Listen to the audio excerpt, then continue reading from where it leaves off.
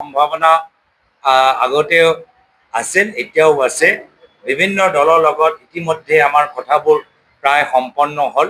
আমি গোটেইবোৰ তথ্য আমাৰ কেন্দ্ৰৰ নেতৃত্বৰ ওচৰত আমি পঠাইছোঁ যে য'ত য'ত সম্পন্ন হ'ল, কি কথালৈ সম্পন্ন হ'ল, য'ত য'ত এতিয়ালৈকে নাই হোৱা, কি বৰ্তমান স্থিতি, আজি তাৰিখত সেই আলোচনা চক্ৰৰ আজি কি স্থিতিত আছে আৰু পৰৱৰ্তী দিনত আমাৰ আশা কৰোঁ যে আলোচনাবোৰ সকলোৰ লগত সম্পন্ন হ'ব।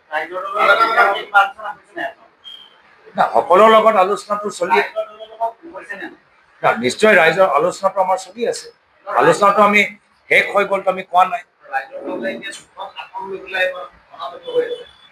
এইখিনি কথা আমি সদায় আনুষ্ঠানিকভাৱে বৈঠকৰ যোগেদি দলৰ আমাৰ জ্যেষ্ঠ নেতৃত্বত তেওঁলোকৰ লগত বহি গোটেইখিনি কথা আলোচনা কৰি মিডিয়াৰ যোগেদি আমি কেনেদৰে আলোচনা কৰিব পাৰোঁ।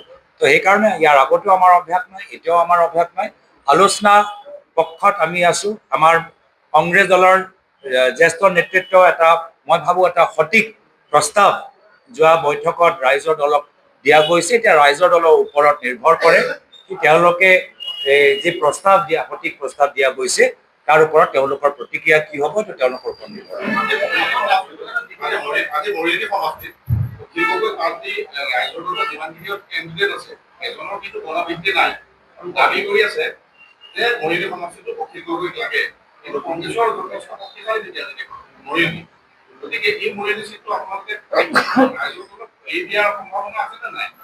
আমি যেতিয়ালৈকে কোনো কথা আনুষ্ঠানিকভাৱে আমি সম্পূৰ্ণ নকৰোঁ তেতিয়া আগতীয়াকৈ আপোনালোকক কোৱাটো ভুল হ'ব মই ভাবোঁ।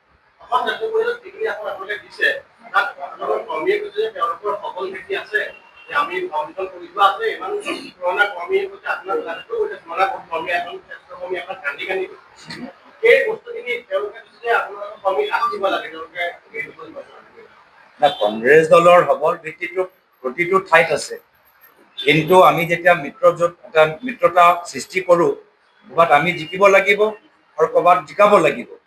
আৰু কংগ্ৰেছ দল সেইকাৰণে মই আগতে কৈছিলোঁ যে আমি নিজৰ সংগঠনটো আমি সবল কৰা বিচাৰোঁ, শক্তিশালী কৰা বিচাৰোঁ। কিয়? ক'ৰবাত আমি নিজে জিকিব লাগিব, ক'ৰবাত কাৰোবাক জিকাব লাগিব।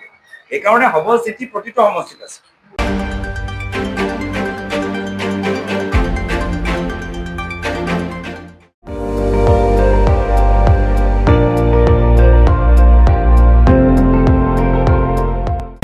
আপুনি চাই আছে ND24, সৰ্বশ্ৰেষ্ঠ নহয় সৰ্বোত্তমৰ দৌৰত।